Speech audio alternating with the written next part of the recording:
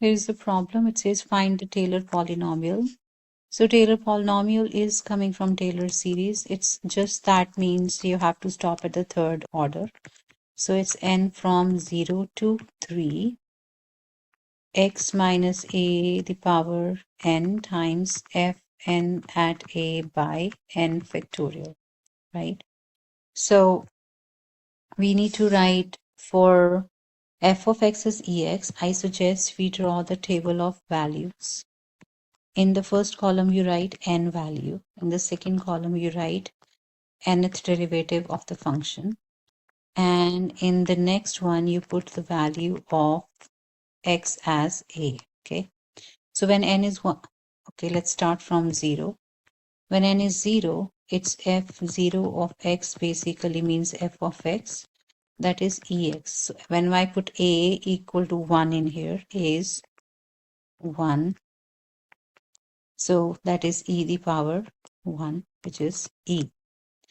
Let's put n is 1, which is the first derivative at x. First derivative of the function is e the power x. When I put 1 in there, it's still e the power 1, which is e. So we just need to write e, okay? When I put 2 in there, second derivative is again e of x. So e the power 1 is again e. 3, third derivative. This one is easy because all the derivatives of ex is just e, okay? So what is the third polynomial looks like? That looks like when I put n0 in here, that will be f of 1 plus f prime of 1 by 1 factorial times x minus 1 plus second derivative at 1 by 2 factorial times x minus 1 whole square plus third derivative at 1 by 3 factorial times x minus 1 whole cube. You guys notice we have found f of 1, f prime of 1, f double prime of 1, f triple prime of 1. All of them are e. So the answer should be easy. E plus e times x minus 1 by 1 factorial plus e times x minus 1 whole square by 2 factorial plus e times x minus 1 cube by 3 factorial. Here is again another problem, second part of the question. It says find the Taylor polynomial for the function centered at a. A is given as pi by 2 here. The function is f of x. Again, we'll draw the table of values first. The first column is n. So starting from 0, 1, 2, 2, 3, because it's asking third order. F of nth derivative function at x. Okay. So first f0x is same as f of x, which is sine of x. f1 meaning f first derivative. Derivative of sine x is cosine x. Second derivative means differentiated again means negative sine x.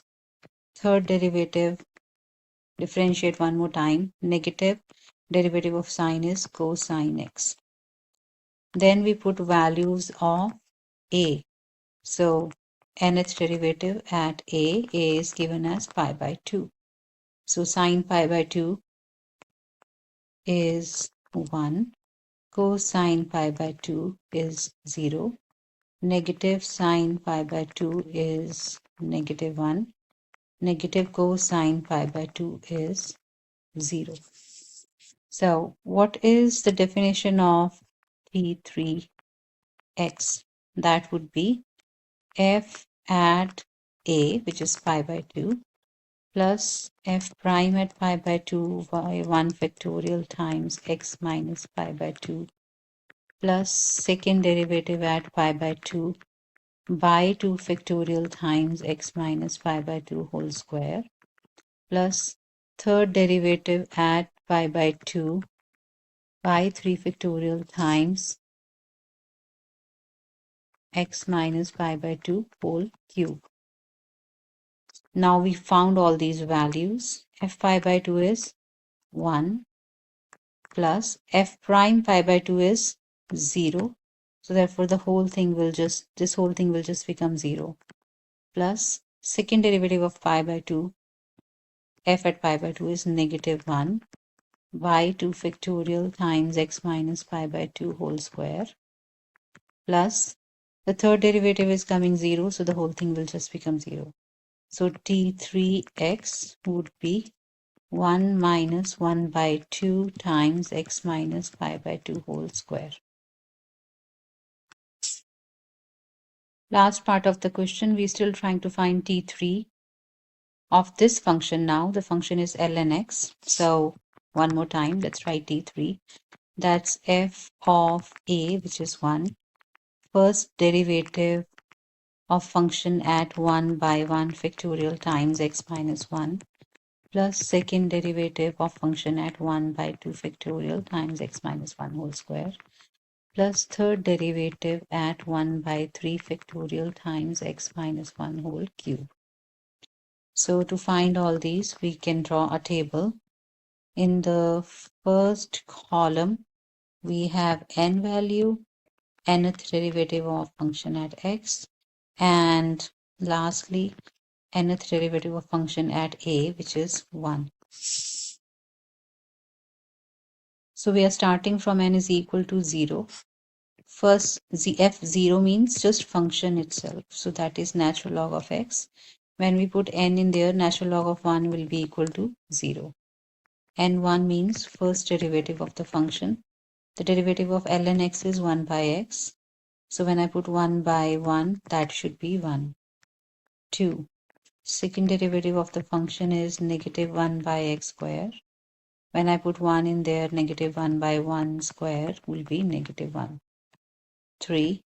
Third derivative, it's -2 comes up, 2, negative positive by x cube.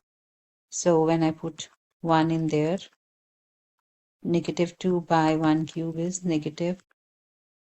Sorry, this is positive because there's no negative sign here. The answer is 2. So let's work on T3. F of 1 is 0 plus f prime 1 is 1 by 1 factorial 1 x minus 1 plus f second derivative is -1 by 2 factorial is 2 times x minus 1 whole square plus f third derivative is 2 by 3 factorial times x minus 1 cube.